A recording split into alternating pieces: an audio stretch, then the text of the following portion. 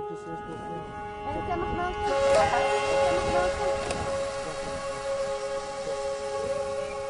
בספרים הקדושים כתוב שיש עניין שאדם יחפש וירדוף אחר המצוות אף על פי שהוא לא נתחייב בהן.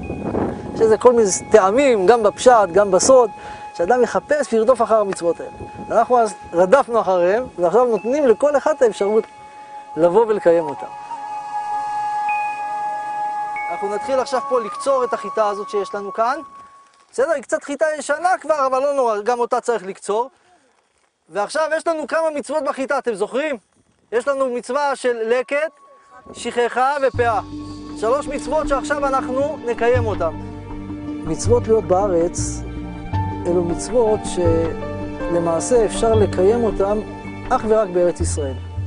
אין אפשרות לקיים אותן בחוץ לארץ. יש מצוות שאפשר לקיים בחוץ לארץ, אבל עדיין השורש שלהם הוא עדיין בארץ ישראל. ועכשיו אנחנו קוצרים את החיטה, הופ!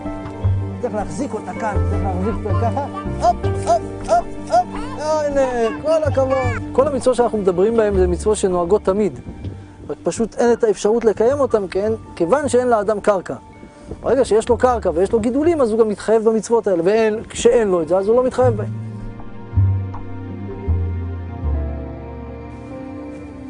זה הפאה שלנו, שהשארנו לעניים. בינתיים הם עוד לא באו, אבל אנחנו נקצור ונביא להם. נכון? רצינו לקיים את המצוות האלה. רצינו לקיים את המצוות האלה בעצמנו.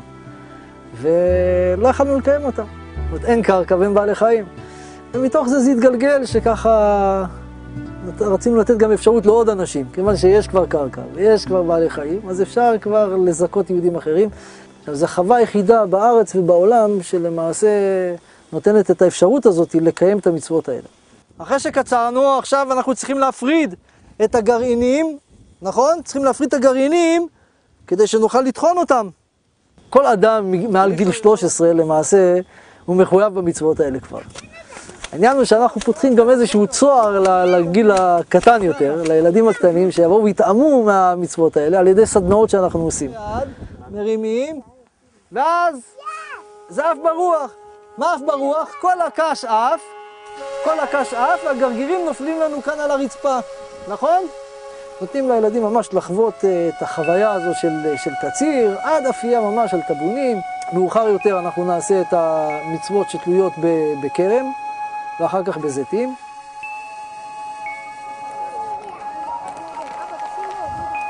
הנה, תראו, הכל תחון למטה, אתם רואים? יוצא. מעבר לזה, יש מצוות שהן תלויות בבעלי חיים. למשל, זה פטר חמור, מצווה שהיא מאוד נדירה, מצוות פטר חמור, שזכינו כבר לקיים אותה 3 פעמים פה. ראשית הגז, שגם פה קיימנו אותה ככה ממש ברובם, עם סדנאות שסביב הצמר. זו חוויה שהיא בלתי נשכחת, ממש כמו שראינו פה כבר עם הילדים. יש בזה תענוג מאוד גדול.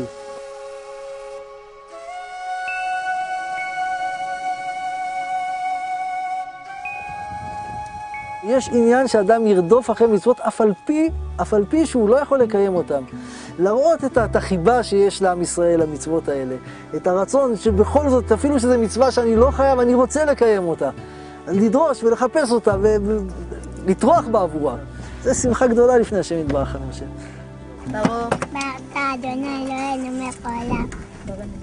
ברוך מינו זנה. אמן.